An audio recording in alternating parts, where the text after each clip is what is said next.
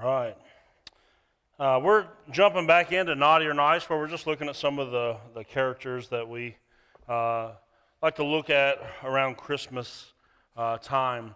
And I don't know if you've ever been there before, but you ever felt threatened by somebody else? I don't mean like fearful for your life, but I mean like maybe at work, there's like a new person at work, and they're kind of like the new hot shot. Everyone's like really excited about their potential, and like if you've been there for years and years, you feel a little bit threatened that they're kind of impinging and infringing upon your domain.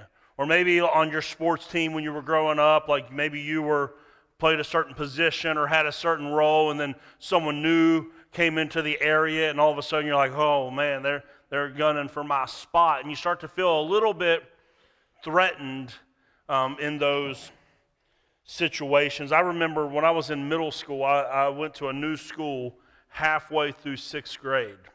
And for some people, being the new kid at school can be kind of scary and like you don't want to be. But there are some advantages also to being the new kid at school. And I planned on taking full advantage of being the new kid in the middle of the year, you know, like people want to find out about you. The girls want to date you. I'm just telling you my experience. I'm just saying, it might not have been everybody's experience.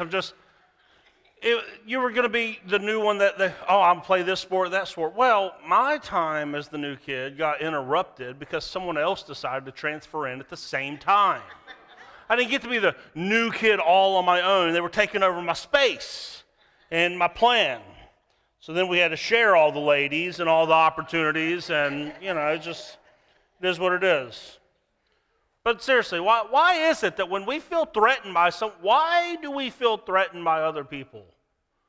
Why is it we look at other people's lives and we go, oh, look at their house. It's so much. They did Christmas lights. Listen, we ain't done Christmas lights this year. Look at they're taking all these trips, or look how he dresses or she dresses. I wish I could dress like that. Or like we look at all these other people, we feel threatened by them. Where does that come from? What is it that drives all of us to this human experience of feeling threatened by other people? I say the quick, short word for it, and you know it and I know it, is pride. Right? It's pride. However, we live in a world now that I think we've made some strides to where I think there were probably times in human history that pride was looked at as a good thing. But I think we've kind of got to the point in our culture where everyone in this room, everyone on the other side of that camera would all go, you know what? Pride's not a good thing. We need to get rid of pride. Like, humility is the goal, clearly. Like, everyone in this room, I don't think anyone's walking out of here going, no, I like my pride. I'm going to hold on to it. No, we know that humility is the proper answer. Here's the issue, though, that I stumbled upon this week. We all know that humility is the proper heart posture, the proper character trait, and that pride is not. And I'll guarantee, unless you were at the first service, none of us really know how to get rid of it. Kind of like a dead body, right? You go, well, here it is, but we don't know what to do with it. So we throw it in the trunk and we just drive around with it for a while. We don't know how, we know, you and I'll be honest enough with you, we're filled up with pride. We have no idea what to do with it. No idea, the path. Because, I've listened to sermons, and there will be sermons where people go, you're prideful, you need to be more humble, as if it's an act of your will.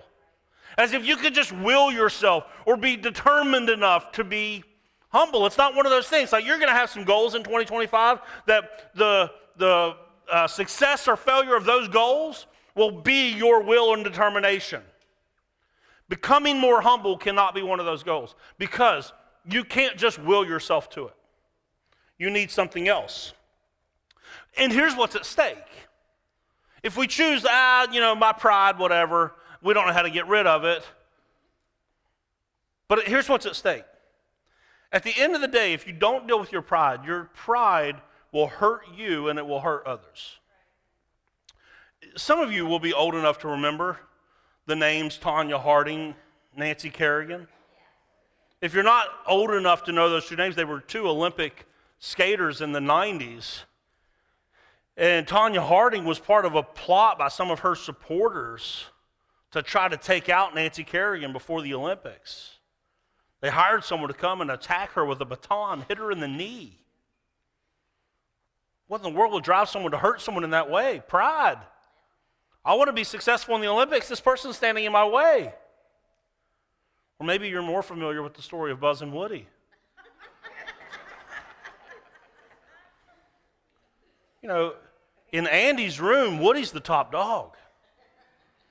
Buzz shows up with his lasers and all of this, and all of a sudden, Woody starts getting put to the side.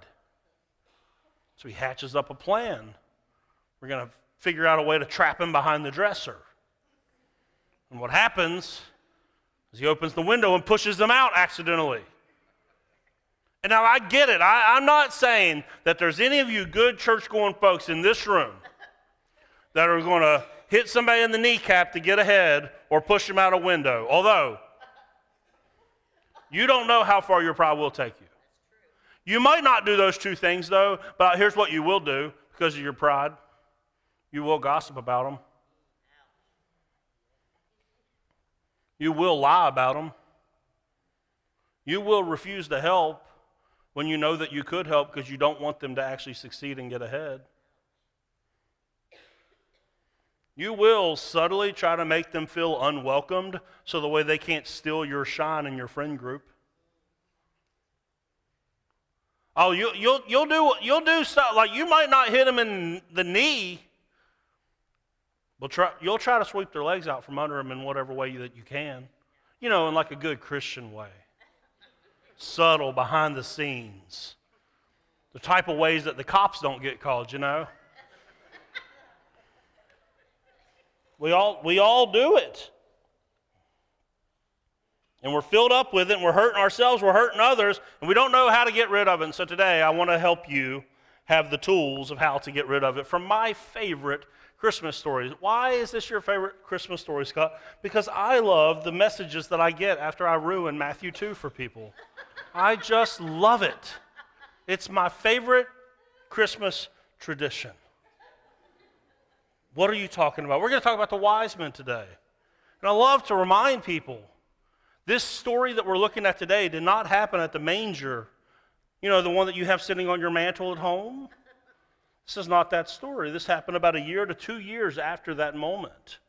In fact, we've known that for all of church history, but because of art at some point in church history, they decided to put all the characters of Christmas around the manger. That way we know that the Magi or the wise men are included, but they all knew that they weren't really there. They're just part of the story.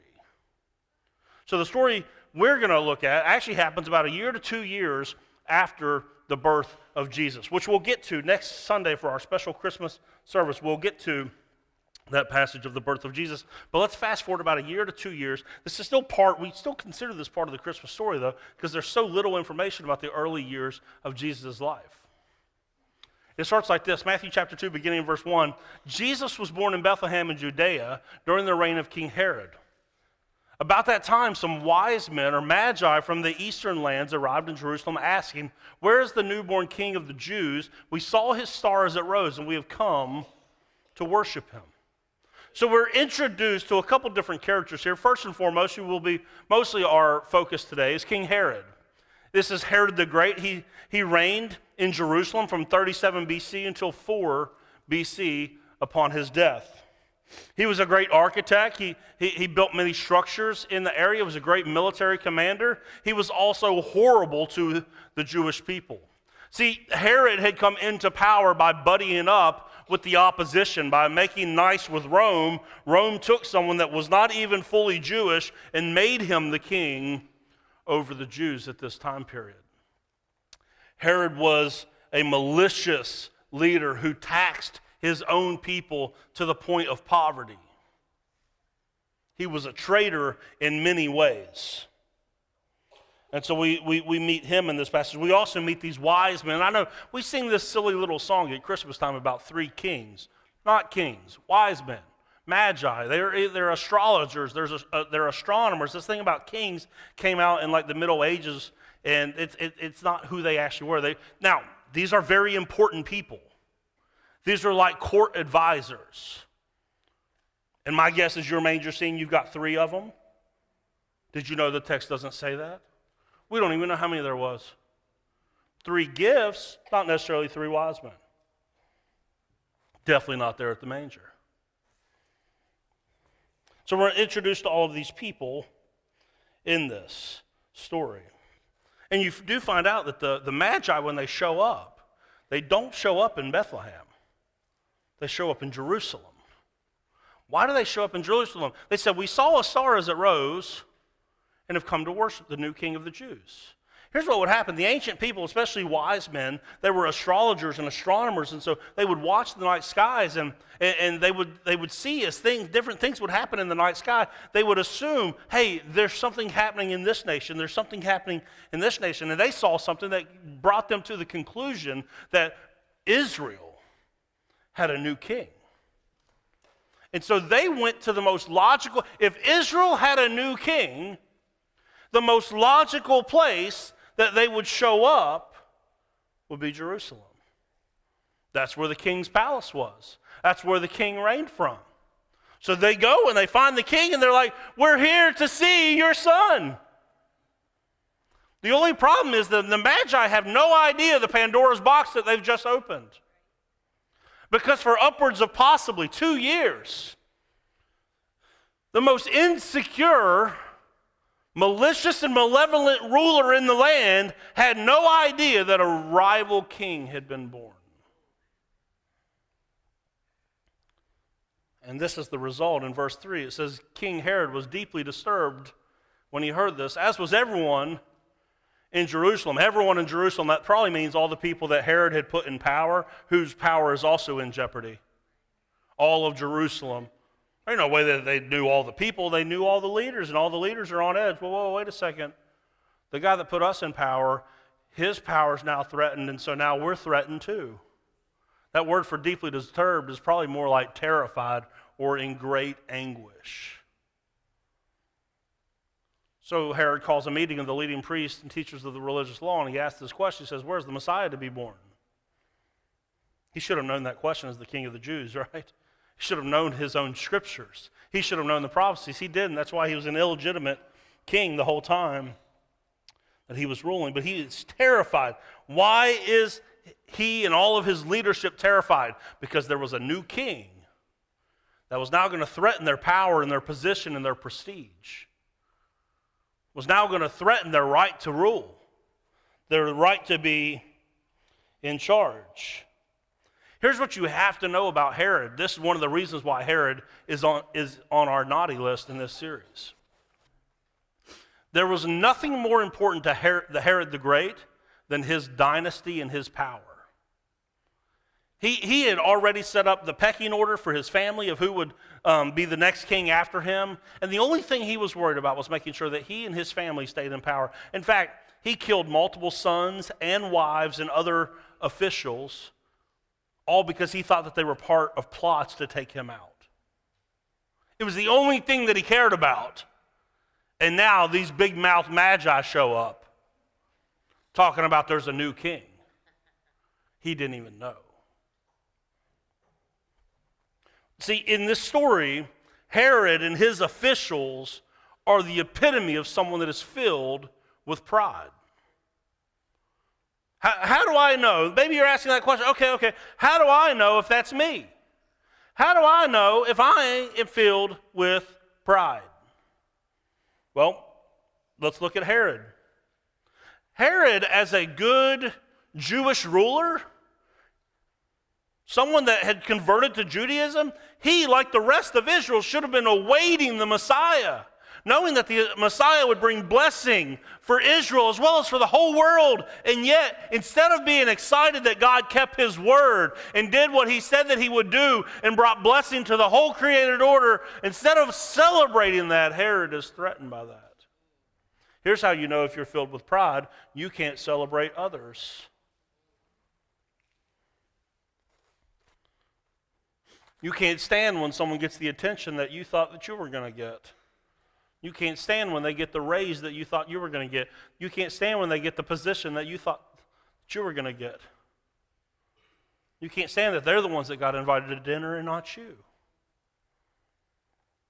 The issue that Herod has and the rest of his leaders is that at the end of the day, they think the world revolves around them and the things that they care about. They're the center of their own universe. It's all about them. It's all about, how do I keep my power? How do I keep my position? How do I keep my prestige? How do I make sure that my reputation remains intact? How do I make sure that I still get to sit at the best seat at the table? That's what they're worried about. If you want to know if you're filled with pride, those are the questions you have to ask yourself. Is me and my family and my own little kingdom here really the only thing that I care about? And I know that's a hard truth to try. Like most of us, we would like to give ourselves the benefit of the doubt, but if we're being honest, most of us would go, yeah, that's me. I'm not real concerned with what's happening with other people. I'm really just me and my little circle, me and my little tribe. This is how you know if you're filled with pride. And here's the scary thing about pride. We said it earlier. You can be fully aware of how heinous pride is and how it negatively affects us and others around us, and still be completely powerless or ignorant as how to make it change. Like you can absolutely know there's a problem, but have no game plan for how to actually get rid of it. And that's what I want to show you. The problem is because Herod is so filled with pride, though, we can't actually learn this from him. We can't actually learn how Herod got rid of his pride. He's going to go to his grave filled with his pride. So we have to look to the other group of people that we were introduced to in the story, which is the Magi, the wise men. Perhaps they can give us the path to humility. The thing, because we can't will ourselves to it. We can't just be more determined to do it. It doesn't happen like that. Maybe the Magi can shed some light on this. So what happens after Herod calls together this little group of religious leaders? He says, where's the Messiah to be born? And they said, the Messiah is to be born in Bethlehem. This is 5 miles away. So the Magi then follow the star to the house where the child and his mother and father are. Herod tells them before they take off, he says, hey, when you find that new king, let me know where he's at. I'd like to come and worship him also. We know that's not true whatsoever. We pick the story up in Matthew chapter 2, verse 11. And Matthew tells us that the Magi enter the house. They see the child with his mother. Pause. I want to remind you, the reason why I wanted to spoil this story, to let you know it didn't happen at the manger, but it happens about 1 to 2 years after, is because it really makes a really strong point. And that's this. By the time that the Magi, these powerful men from eastern lands show up, King Jesus is about 1 to 2 years old. Not a newborn, he's a toddler. That makes what's getting ready to happen remarkable. You've been around a toddler? I used to judge people with toddlers. You remember they would throw food in restaurants? Throw themselves on the toy aisle at Target? And I'd be like, not when I have a kid. I yank that kid up. Well, let me show you some of my toddler pictures. Yeah. This is Landon right here, about 1 year old. Let's see Olivia. This is somewhere between 1 to 2 years. I'll show you that to show you they came in and they did not find baby Jesus sitting on his throne with crown on head and scepter in hand. They came in and they found a toddler who couldn't even take care of himself yet. These are powerful men from foreign, distant lands. They have already come so far, some would say anywhere from 900 to 1,500 miles, to worship a toddler?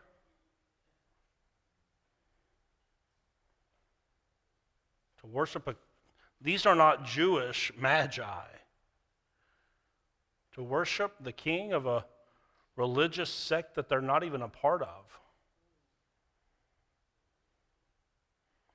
It says they entered into the home and saw the child with his mother.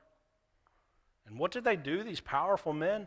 They bowed down and worshiped him. So Herod, filled with pride, wants to eliminate the threat. The Magi, who show us the path to humility, when they are faced with the toddler king, they bow, which means they take the low position. And they worship him, which means that they ascribed worth to him.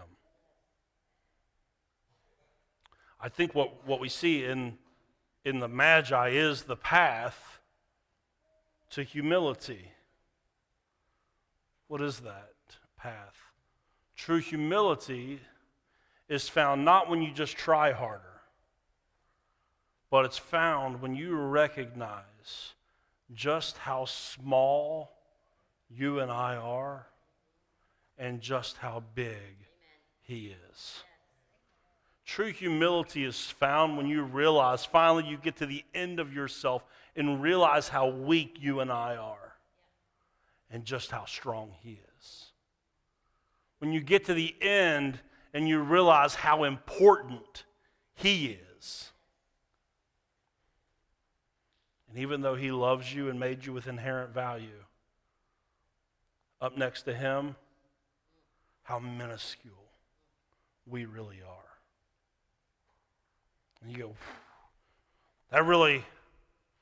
See, we got this thing in our culture where, especially over the last generation or so, we raised up the participation trophy generation. That sermons like this are very difficult for them to hear because they go, oh, me? I was told I was a snowflake. I'm unique in every possible way.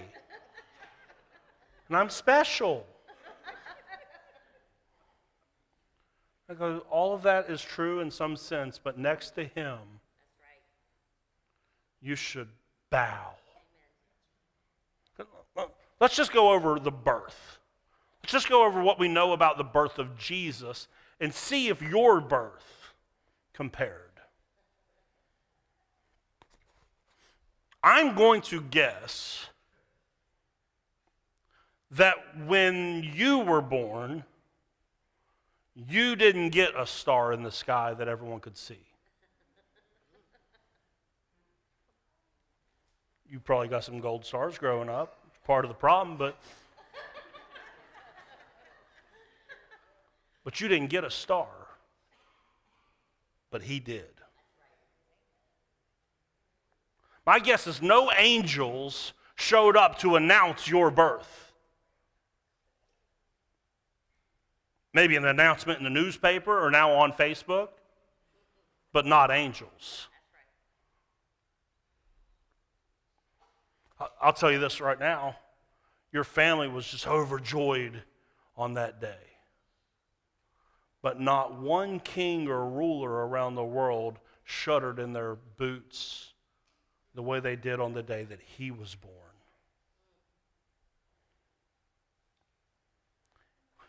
If you will allow yourself to get caught up in the majesty of who it is that we're talking about, that's the path to humility. If you will, you hear this sometimes in that we need to get caught up in awe and wonder. We get so focused on going through the motions that we forget who it is that we're even going through the motions for. The Bible speaks of him as the King of Kings, the Lord of Lords, the one who was, who is, and is to come. The one that whenever he does reappear, in a moment every knee will bow, every tongue will confess that he is the Lord of all creation. And he's crazy about you, but that's not going to be true for you. We're not bowing for you. That's the path to humility. is we take the low position. All right, stay with me. Don't send me an email. The reason why the majority of people stay in their seats during prayer time every week is pride. You will not allow others in this room to see you before the Lord. The reason why we added the prayer time is the way you had a weekly reminder that you are to take the low position, because everything we have and everything we need is in Him. See, I don't know how much you know about ancient history, but see, when the king walks in the room, only the obstinate and the prideful remain seated. Everyone else would bow with their faces to the ground before the king. We need that weekly reminder. That's why prayer is so important. It is our weekly reminder. This thing ain't up to us. You can't will it. You can't be more determined. You can't make it happen. Totally dependent.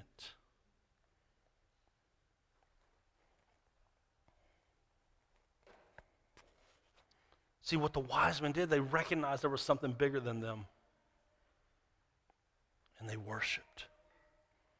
And then what did they do next? If you go back to verse 11, the next thing they did, they gave gifts. Gold, frankincense, and myrrh, which were gifts that were fit for a king.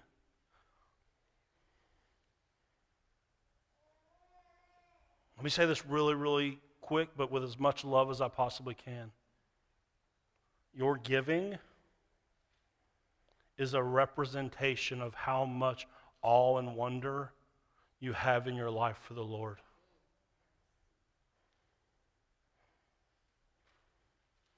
See, the wise men, they came and they bowed, they gave gifts. That 900 to 1,500 mile journey had already cost them so much. And when they get there, they give above and beyond to honor the king. And every time money comes up in church, people get real antsy, and I'll get messages like, well, you don't understand. Listen, for some of you, giving $50 is a sacrifice, and the Lord sees it and is honored by it. This is not about an amount. However, I want to get with some people and go, listen, you give $500 a month, and that's not even close to a sacrifice. Because it's not an amount. It's the posture of your heart. It's the position that He holds in your heart. You go, well, we don't give at all. Great. Take your first step today. Make it regular. That weekly reminder, I'm not doing this out of routine. I'm doing this because He's so big. I'm so small. It's the least I could do for Him. They fell down and worshiped, and then they sacrificed for Him. And they got caught up in the awe and the wonder of the story. And if we don't take that path to get swept up in who He is, to remove pride from our life, listen, eventually it will lead to pain for you personally, but it will also lead to pain for others around you. Because here's what Herod does. When he finds out that the Magi are not going to come back and tell him where that baby's at, he has his men go to that little town of Bethlehem and tells them to slaughter every child that's 2 years old or younger. Because he felt threatened. He would not pay the price to bend his knee to the king, so other people had to pay the price because he wouldn't. And I'm not saying you're going to murder someone or hit them in the knee with a baton or push them out the window, but I'm telling you, in subtle ways, you will try to knock them down if you don't deal with the pride in your heart. And that's where worship and giving, it begins to break the yoke of pride in your life. Which is why giving, though sure it benefits the church, it's a spiritual discipline that grows you out of your pride. It's actually good for you to give. It's good for you to worship because you're getting caught up in something that's bigger than you. It's your weekly reminder. It's your daily reminder that my life is actually not all about me. My life is about someone so much bigger. And we get reminded of that in worship and in giving and in serving and in sacrificing. We take the low position. So I just want to challenge you. Get caught up in who he is.